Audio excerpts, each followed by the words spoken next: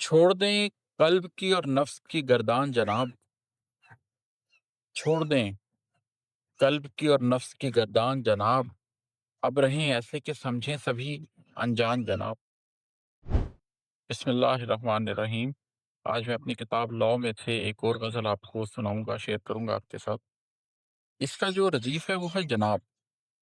जिस तरह इंग्लिश में कहते हैं ना कि कोई टंग इन द चीक रिस्पॉन्स होता है कुछ चीज़ों के बारे में, तो ये भी उस हवाले से है कि इसके अंदर एक ये तो रदीफ का इस्तेमाल है, ये थोड़ा टंग इन द चीक वाली फीलिंग देता है। तो ये मैं आपको सुनाता हूँ, ये है कि छोड़ दें कल्ब की और नफ्स की गर्दान जनाब।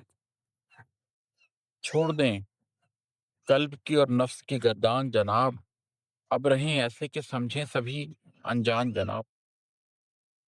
छोड़ दें कल्ब की और नफ्स की गर्दान जनाब। अब रहें ऐसे कि समझें सभी अनजान जनाब। मेरे मिट जाने से कितनों का भला होता है। मेरे मिट जाने से कितनों का भला होता है।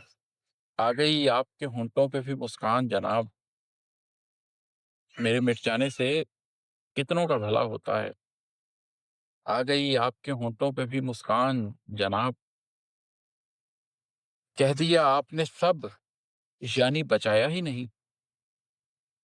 कह दिया आपने सब, यानी बचाया ही नहीं। कुछ ताल्लुक को बचाने का भी इम्कान जनाब।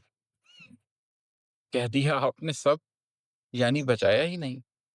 कुछ ताल्लुक को बचाने का भी इम्कान जनाब।